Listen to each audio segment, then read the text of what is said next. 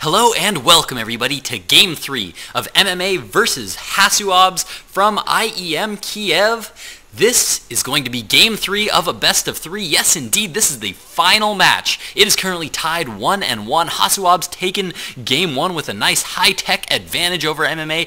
Game 2, MMA just taken the army win. Man, he just, with the drops, was able to keep Hasuobs on the back burner and not really doing that much. Denied a couple of critical upgrades from Hasuobs, and Hasuobs just really didn't have the damage output that he needed to be able to take on the giant army of MMA, because once again, MMA was just kind of going for that mass army style of lots and lots of low-tech units like Marines and Marauders, and just having a really big army. And for that, you really need to have Colossi or High Templar Storms in the late game to really be able to deal with that. Zealots, Zealot Charge, and armor upgrades are good in the early game, but as you get into that late game where you're really dealing with giant death balls of Marine, Marauder, Medevac, really hard to deal with without Storms or Colossi.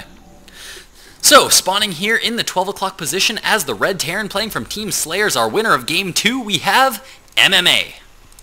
His opponent spawning as the Yellow Protoss in the 3 o'clock position. Playing from Team mousesports, we have Hasuobs. So far, both of these players opening up very similarly. There aren't that many variations of build openers for these two types of players, or these two races of players rather. Very common opening in almost every single matchup to go for that gateway followed by gas, followed by a cybernetics core, followed by another gas geyser. Sometimes that second gas geyser is delayed for things like 4 gates or for getting up an earlier expansion. Occasionally you'll see this first gas not go down and just see that one gateway go down followed by an expansion, which would be okay on this map. It's not a horrible map to do a fast expand on, but if we check out the natural expansion here, it is a pretty wide area of attack here for an attacking opponent, especially for a Terran opponent who is going to be going for ranged units. Against Zerg, it's much easier to throw down forges and gateways down here and then defend it, because a lot of the early game Zerg units, like Zerglings for example, are melee units, so it's much easier to defend with force fields and lots of sentries. But in this matchup, where your opponent's even tier 1 units like Marines and Marauders are ranged, it's a little bit harder to hold this expansion here when there's just such a wide area that they can attack from.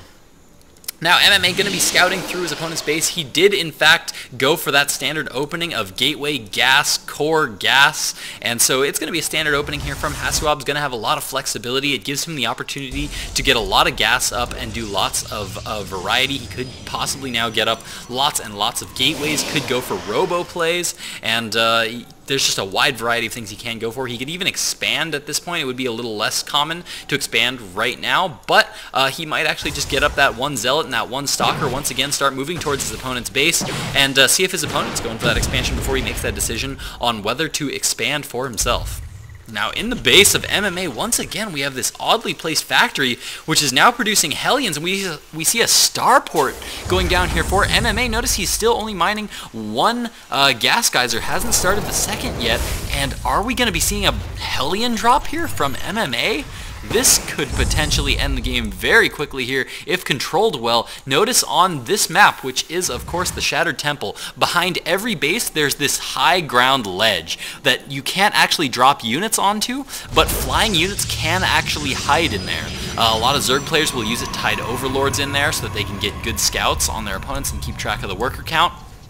But it can also be used for some drop play, and as we can see, these Hellions are going to be out, and I would almost bet that he is going to nicely time these so that he has 4 Hellions right when this first medevac pops, and then he's just going to be able to go for a bit of a Hellion drop here at the back of Hasuobs, and it's going to be very hard to defend for Hasu, especially because some of his units are now moving out across the map. 2 Stalkers are out in the center of the map, and he's got 1 Zealot marching towards his opponent's base.